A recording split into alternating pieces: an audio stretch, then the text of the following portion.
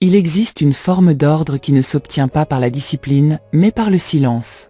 Au Japon, il existe des rituels si anciens et si singuliers qu'en Occident ils nous paraîtraient presque extravagants.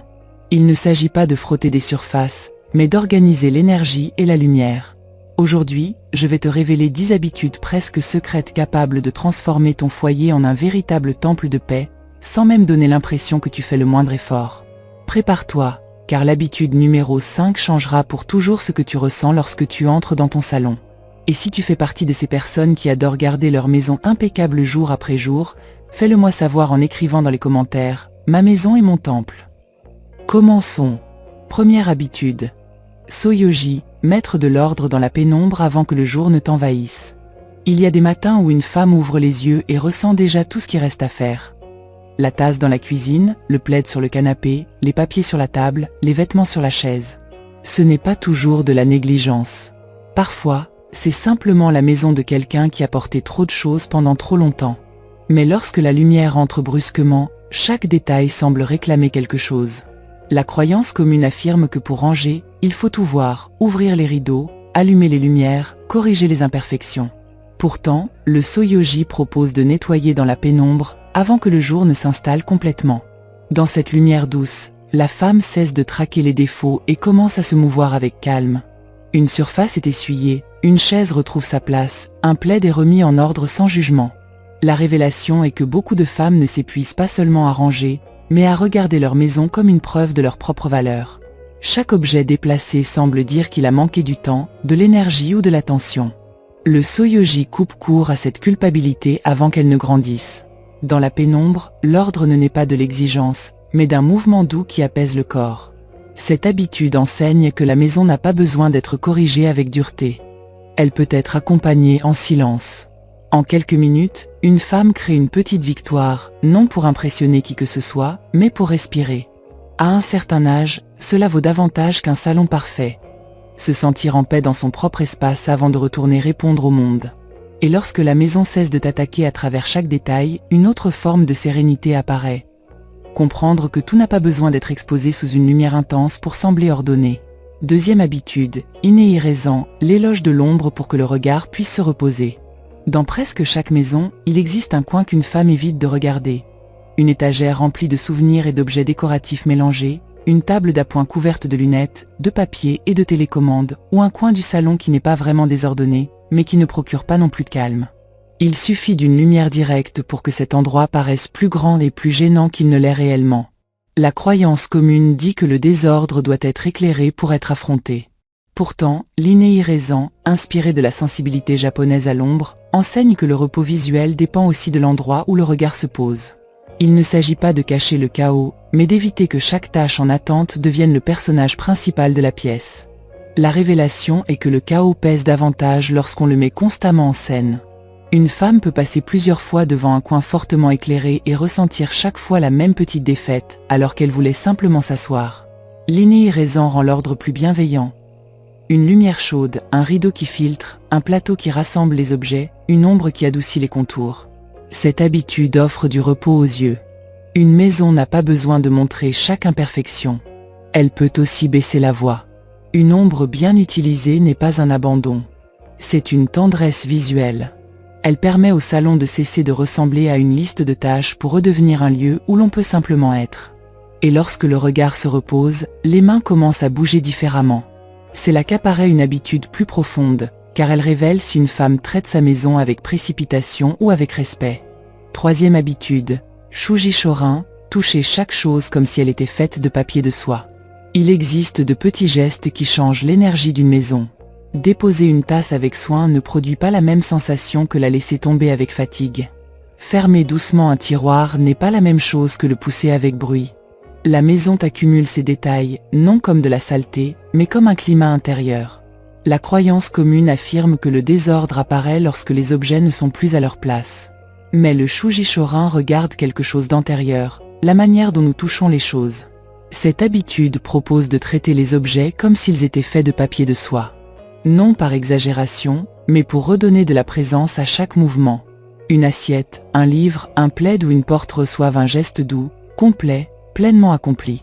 La révélation est que le désordre commence souvent dans la précipitation avec laquelle une femme finit par s'abandonner elle-même. Après des années à prendre soin des autres, le corps apprend à tout faire rapidement. Ranger, cuisiner, nettoyer, répondre, organiser. Le Shujishorin interrompt cette vitesse héritée. En touchant les choses avec délicatesse, une femme se rappelle que sa paix mérite elle aussi de bonnes manières. Lorsque cette habitude entre dans la maison, la négligence perd de sa force. Il devient difficile de jeter un plaid si l'on le traite comme quelque chose de précieux. Il devient difficile de claquer une porte si l'on souhaite préserver le silence. La maison commence à se mettre en ordre parce que tes mouvements cessent d'apporter du bruit depuis l'intérieur de toi. Cette habitude ne cherche pas l'admiration. Elle cherche à te faire ressentir une autre qualité dans tes gestes. Après une vie à offrir de la tendresse à tant de personnes, une femme peut aussi en mettre lorsqu'elle range un livre ou pose une tasse. Cela paraît minuscule, mais cela transforme quelque chose de profond. La maison cesse de recevoir uniquement ta fatigue et commence à recevoir ta présence. Mais lorsque les objets sont déjà traités avec davantage de respect, une question plus difficile apparaît. Lesquels méritent encore de rester près de toi? 4e habitude, misogie des objets, purifier l'énergie de ce dont tu ne sais plus si cela appartient encore à ta vie. Il existe des objets qui ne sont pas sales, mais qui pèsent, une figurine que tu n'as jamais vraiment aimée, un vêtement appartenant à une autre période de ta vie, des assiettes conservées pour des occasions qui n'existent presque plus, une boîte de souvenirs que tu ne regardes jamais mais que tu n'arrives pas à laisser partir. Une maison peut être propre et pourtant contenir des présences qui alourdissent l'air. La croyance commune dit que si quelque chose est utile, a coûté de l'argent, a été offert ou rappelle quelqu'un, alors cela doit rester. Pourtant, le misogie des objets propose une pause avant de décider. Passer un chiffon légèrement humidifié avec de l'eau salée n'a rien de magique. Il s'agit simplement de regarder l'objet avec attention et d'observer ce qui surgit, de l'affection, du soulagement, de la culpabilité, de la fatigue ou de l'indifférence.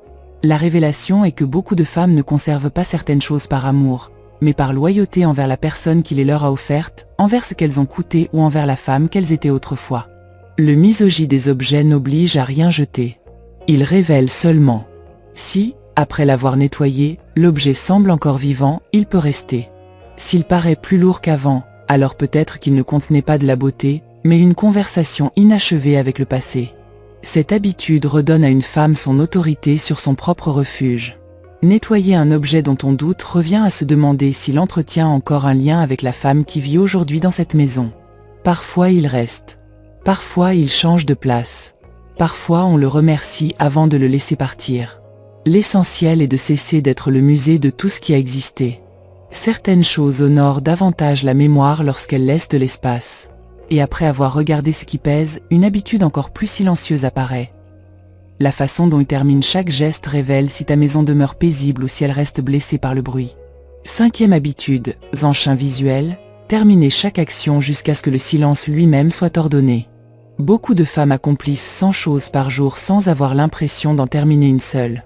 Elles ouvrent un tiroir et le repoussent à la hâte. Elles ferment une porte d'un coup sec. Elles posent une tasse alors qu'elles pensent déjà à la lessive. Tout est fait, mais rien n'est réellement achevé.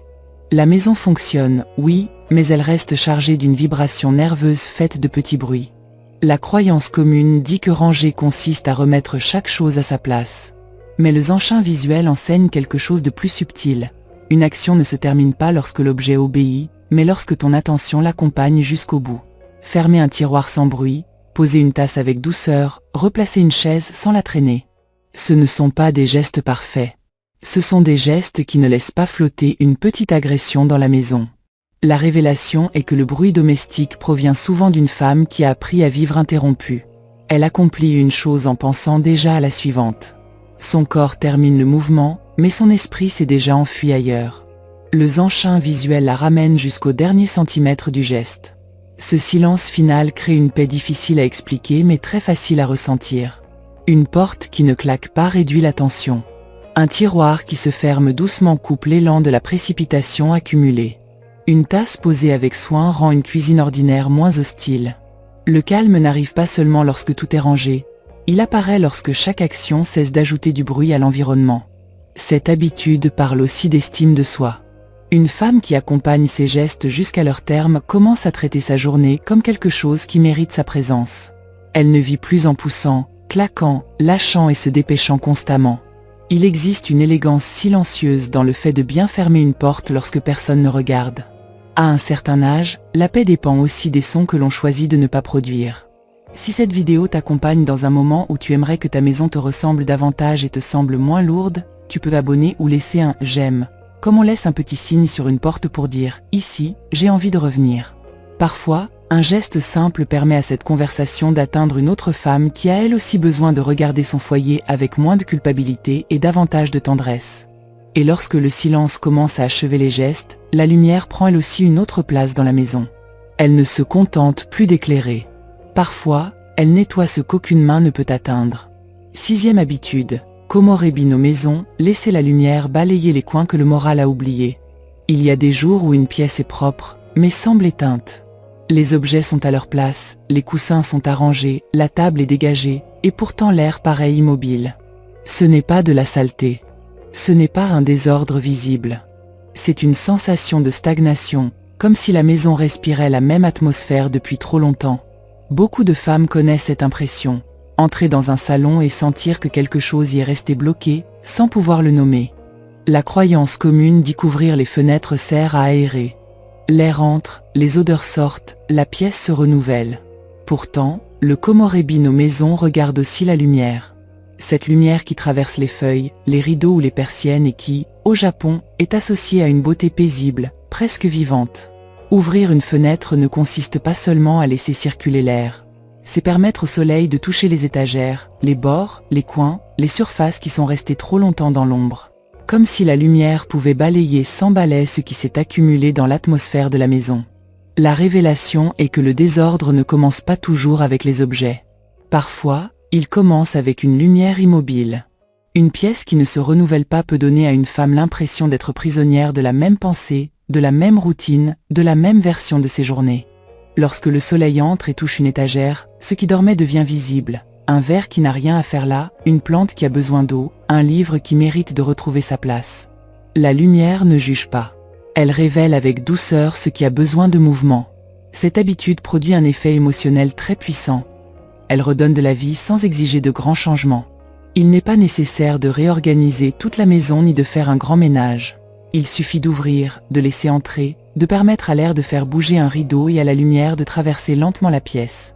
Une femme peut rester quelques secondes à regarder le soleil toucher une table et sentir que quelque chose en elle s'éclaircit également. La maison cesse d'être une boîte remplie d'obligations pour redevenir un espace traversé par le monde. Parfois, une maison a besoin de moins d'efforts et de plus de circulation. Moins de corrections et davantage de contact avec le matin. Le como rebi nos maisons enseigne que la lumière peut devenir une organisatrice silencieuse parce qu'elle réveille le regard sans violence. Ce qui semblait mort dans la pièce recommence à demander de la vie. Ce qui était déplacé devient visible sans culpabilité. Et une femme se rappelle que son foyer ne devrait pas se refermer autour d'elle, mais s'ouvrir avec elle. Lorsque la lumière commence à circuler dans la maison, la peur du vide apparaît aussi. Cette étagère dégagée. Cette table plus libre. Cet espace qui n'est plus occupé par rien. Et c'est là que beaucoup de femmes découvrent que le véritable défi n'est pas de retirer quelque chose, mais de ne pas le remplacer immédiatement. 7e habitude, oji, respecter le vide avant de le remplir à nouveau. Lorsqu'une femme parvient à retirer quelque chose d'une étagère, une tentation apparaît presque immédiatement, mettre autre chose à sa place. Une bougie, un vase, un livre décoratif, une jolie boîte, n'importe quel objet qui empêchera cet espace de paraître trop nu. Le vide dérange. Il donne l'impression d'un manque de chaleur, d'un manque de goût, d'un manque de foyer. Dans beaucoup de maisons, dès qu'une surface est libérée, la main cherche à la remplir de nouveau, comme si l'espace libre était une erreur. La croyance commune dit qu'un espace vide est un espace gaspillé. S'il y a un trou, il faut le décorer. S'il y a une étagère libre, elle devrait être mise en valeur. Si un coin reste dégagé, on a l'impression qu'il manque quelque chose. Pourtant, le oji propose un jeûne du vide, retirer un objet et ne pas le remplacer immédiatement. Laissez cet espace libre pendant plusieurs jours, voire plusieurs semaines, afin que le regard apprenne à ne pas toujours réclamer davantage. Ce n'est pas une règle froide. C'est une manière d'éduquer l'anxiété qui confond la plénitude avec l'accumulation. La révélation est que beaucoup de femmes remplissent les espaces pour éviter certaines questions. Une étagère vide peut demander qui tu es désormais sans cet objet décoratif. Une table dégagée peut montrer combien de bruit visuel existait auparavant. Un mur plus libre peut révéler que la maison n'avait peut-être pas besoin de davantage de beauté, mais de davantage de respiration. Le Oji ne parle pas seulement de décoration. Il parle de la capacité d'une femme à vivre avec ce qui n'est pas occupé, avec ce qui n'est pas encore résolu, avec ce qui n'exige pas de réponse immédiate. La conséquence émotionnelle peut être inconfortable au début. La maison semble étrange, comme si elle avait perdu quelque chose. Mais après quelques jours, le vide commence à changer de signification. Il ne ressemble plus à une absence. Il commence à ressembler à une permission. La permission de poser une tasse sans devoir déplacer 5 objets. La permission de regarder une surface sans recevoir une avalanche de stimulation. La permission qu'une pièce n'ait rien à prouver. Une femme découvre que tout espace disponible n'a pas besoin de devenir une tâche, un souvenir ou un élément décoratif. Cette habitude devient plus profonde avec les années, car on apprend à apprécier ce qui ne pèse pas.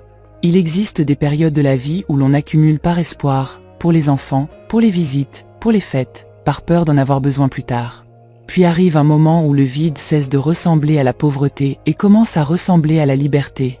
Le Oji enseigne à honorer ce silence visuel avant de le recouvrir. Une maison avec des espaces non remplis n'est pas incomplète. Peut-être que, pour la première fois, elle respire avec toi. Et lorsqu'une femme apprend à ne pas remplir chaque espace libre, la maison commence à bouger autrement. Non seulement grâce à ce que l'on retire, mais aussi grâce à ce que l'on autorise à changer de place. 8e habitude, Utsuro Wamu, déplacer la maison pour que la vie ne stagne pas. Il existe des meubles qui restent au même endroit pendant des années. Une table près de la fenêtre, une chaise que personne n'utilise vraiment, une commode toujours appuyée contre le même mur, un fauteuil que l'on ne remarque même plus parce qu'il fait partie du décor.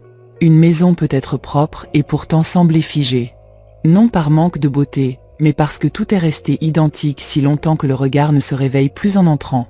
La croyance commune dit que si quelque chose fonctionne, il n'y a aucune raison de le déplacer. Si le meuble tient dans l'espace, s'il ne gêne pas et s'il a toujours été là, pourquoi y toucher? Pourtant, l'Utsuro Wamu, lié à l'idée d'impermanence, propose un geste simple. À chaque changement de saison, déplacer quelque chose, même de quelques centimètres seulement. Non pour refaire toute la décoration ni pour s'épuiser à déplacer des meubles lourds, mais pour rappeler à la maison qu'elle est encore vivante. Une lampe change d'angle, une chaise change de place, une plante se rapproche de la lumière, une table s'éloigne légèrement du mur. La révélation est que la stagnation se déguise souvent en habitude. Une femme peut tellement s'habituer à sa manière de vivre qu'elle cesse de remarquer quelle partie de sa maison ne correspondent plus à son présent. Ce fauteuil avait peut-être du sens lorsqu'il y avait davantage de visiteurs. Cette table était peut-être utile lorsque les enfants étaient petits. Ce coin conserve peut-être une routine qui appartient déjà au passé. Déplacer quelque chose de quelques centimètres suffit parfois à révéler si la maison accompagne encore la vie actuelle ou si elle obéit seulement à une vie révolue. La conséquence émotionnelle de cette habitude est un sentiment de permission. La permission de changer sans devoir se justifier. La permission de ne pas conserver une disposition uniquement parce qu'elle a toujours existé. La permission de laisser la maison vieillir avec toi sans rester prisonnière d'une version de toi qui n'existe plus.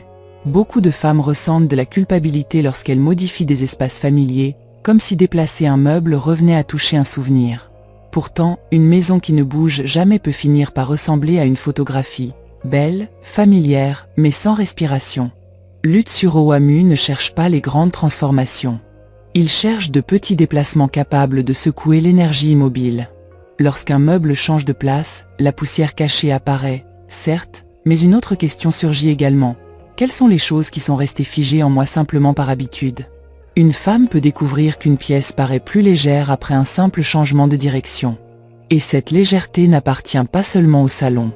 Elle entre aussi dans la manière dont elle s'autorise à vivre autrement. Lorsque la maison bouge, même un peu, elle cesse d'être un décor répété. Elle commence à dialoguer avec la femme que tu es aujourd'hui. Et si le chaos semble encore trop grand, l'habitude suivante enseigne quelque chose d'inattendu. Il n'est pas nécessaire de ranger toute une pièce pour retrouver le contrôle émotionnel. 9e habitude, Takumi du micro-sanctuaire, créer un petit hôtel de perfection lorsque tout semble trop lourd. Il y a des jours où une femme regarde une pièce et ne sait même pas par où commencer.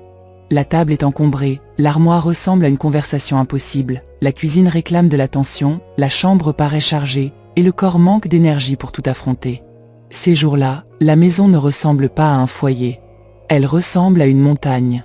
Et lorsqu'on regarde une montagne depuis sa base, même le premier pas peut sembler inutile. La croyance commune dit que pour ranger, il faut du temps, de la force et de la détermination. Il faudrait commencer par une pièce, tout sortir, trier, nettoyer, ranger et terminer. Pourtant, le Takumi du micro-sanctuaire propose une réponse beaucoup plus humaine. Choisir un espace minuscule et le conduire à une paix absolue. Un coin de table. Une petite étagère. La surface d'une table de chevet. Quelques centimètres carrés qui deviennent impeccables, soignés, presque sacrés. Non parce que le reste n'a pas d'importance, mais parce que l'esprit a besoin d'une preuve visible que la paix est encore possible. La révélation est que lorsqu'une femme se sent submergée par le chaos, elle n'a pas besoin de davantage d'exigences. Elle a besoin d'un point de retour. Ce micro-sanctuaire agit comme une respiration au sein de la maison. Il peut y avoir du désordre tout autour, mais cet endroit dit « Ici, la fatigue ne commande pas. Ici, quelque chose est achevé. » Et cette petite complétude produit un effet émotionnel immense, car elle brise le sentiment de défaite totale. Le chaos cesse d'être absolu lorsqu'il existe un endroit qui ne lui appartient pas. Cette habitude est particulièrement puissante pour les femmes qui ont passé des années à gérer l'immense. Les familles, le travail, les maladies, les deuils, les factures, les changements, les silences. On attend souvent d'elles qu'elles puissent aussi s'occuper de toute la maison d'un seul coup. Pourtant, la vie enseigne qu'on ne gravit pas toujours une montagne en regardant son sommet. Parfois, on retrouve sa dignité en nettoyant un coin avec tant d'attention que ce coin devient un rappel silencieux de qui l'on est lorsque l'on n'est pas vaincu. Le Takumi du micro-sanctuaire ne rend pas l'ordre infantile. Il le rend accessible. Une bougie sans poussière, une tasse rangée, un chiffon soigneusement plié, un livre bien posé, une petite fleur, une surface libre. Cet endroit n'a pas besoin d'impressionner qui que ce soit. Il doit simplement rendre à une femme le sentiment de sa capacité sans l'épuiser. Et très souvent, lorsqu'un coin retrouve la paix, le corps reçoit une invitation douce à continuer. Non par obligation, mais parce que le calme est lui aussi contagieux. Cette habitude porte une beauté profonde. Une maison n'a pas besoin d'être parfaitement rangée pour commencer à guérir son atmosphère. Il suffit d'un endroit où le regard peut se poser et se rappeler que l'ordre n'est pas une condamnation, mais une possibilité. Une femme qui crée un micro-sanctuaire au milieu du chaos se dit quelque chose sans prononcer un mot. Je peux encore me créer un espace de paix, même au cœur de ce que je n'ai pas encore réussi à résoudre. Et lorsqu'il existe déjà un point de paix dans la maison, arrive l'habitude la plus intime de toutes, organiser la première image qui touche ton âme au réveil.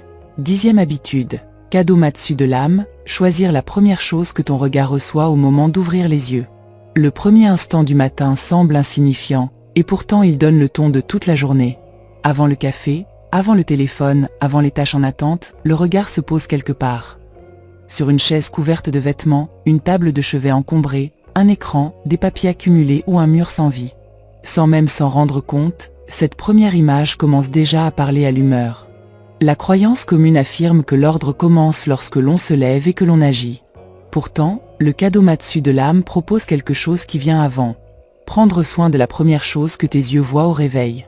Y placer une fleur, une lampe à la lumière douce, une photographie apaisante, un livre aimé ou n'importe quel détail qui n'exige rien de toi et te rappelle qu'il existe encore de la beauté avant les obligations. La révélation est qu'une femme ne commence pas sa journée uniquement avec des pensées. Elle la commence avec une image. Si cette image parle de négligence ou d'accumulation, le corps se lève déjà chargé d'un poids invisible. Il n'est pas nécessaire que la chambre soit parfaite, mais ce premier point de regard mérite d'être protégé. Ce que tu vois en premier au réveil ne se contente pas de décorer. Cela t'accueille. Après 50 ans, les matins acquièrent une profondeur différente. Le corps change, les rythmes changent, et certaines absences pèsent autrement. C'est pourquoi choisir cette première image n'est pas un simple caprice décoratif. C'est une manière de prendre soin de la relation que l'on entretient avec soi-même. Le Kadomatsu de l'âme ne promet pas une vie parfaite, mais un début de journée plus doux. Une petite scène qui ne te demande rien et qui rappelle à ta maison qu'elle peut aussi prendre soin de tes matins. Si tu t'es déjà demandé pourquoi certaines maisons paraissent sereines sans être luxueuses ni parfaites, la réponse ne se trouve peut-être pas dans les meubles, mais dans ces gestes que presque personne ne voit, une table laissée dans le calme, un coin qui n'exige pas d'attention, quelque chose que l'on range avant de dormir, un espace qui respire au réveil. Cette manière d'ordonner ne cherche pas à impressionner. Elle cherche à permettre à une femme de se sentir accompagnée par sa propre maison. Et cette réflexion ouvre la porte à la conversation suivante. Ces habitudes invisibles qui font qu'un foyer paraît léger, soigné et profondément paisible. Tu peux poursuivre avec la vidéo qui apparaît maintenant à l'écran.